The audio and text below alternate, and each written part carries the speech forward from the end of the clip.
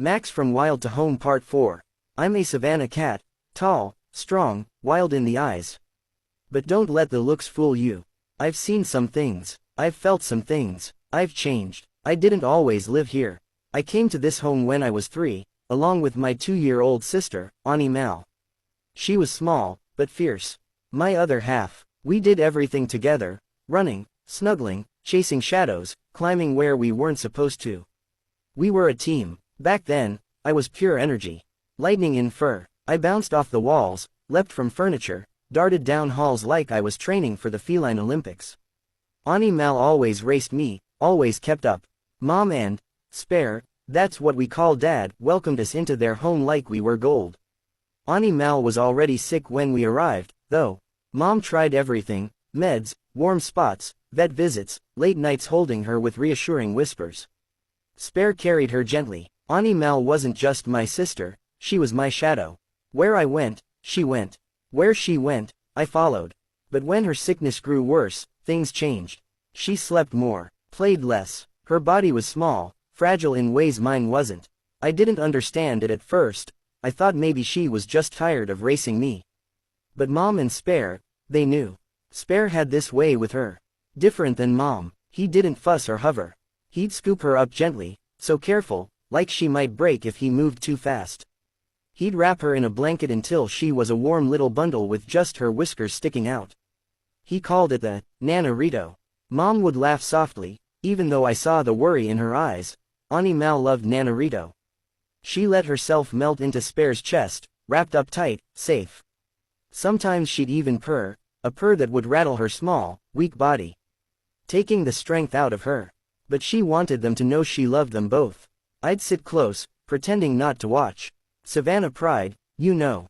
But truthfully, I was always listening to her breathing, always waiting for the sound of her paws hitting the ground again. We got 4 more years with her. Then she couldn't fight the sickness anymore. She crossed the rainbow bridge. Everything changed after that. I stopped running, stopped chasing. What was the point? The house felt hollow. The halls felt longer. The sunbeams, colder. The quiet was louder than any meow. Mom cried into my fur. Spare sat quiet, staring at the empty blanket in his lap. No more Nanarito. No more little whiskered burrito purring softly in his arms. But Mom and Spare, they stayed. They wrapped me up in their love, even as they grieved.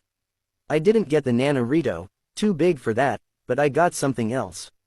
Something deeper. Now, when I curl into Mom's arms, I think of Annie Mal. Of how she taught us all to love harder, to hold closer, to savor every snuggle like it might be the last. Sometimes Spare slips me extra treats or scratches my neck in that perfect spot. His way of saying, "You're still my boy too." Annie Mal left pawprints that will never fade.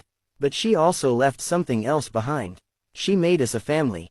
And I carry that with me, every single day. Then I got sick. It started with a cough.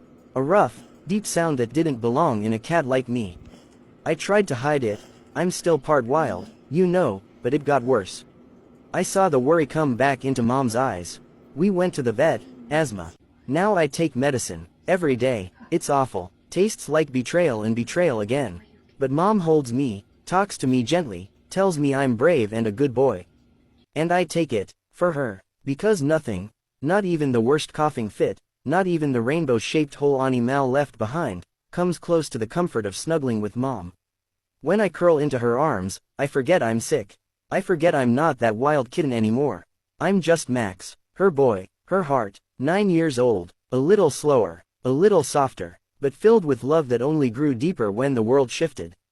And that's more powerful than any wildness I ever had.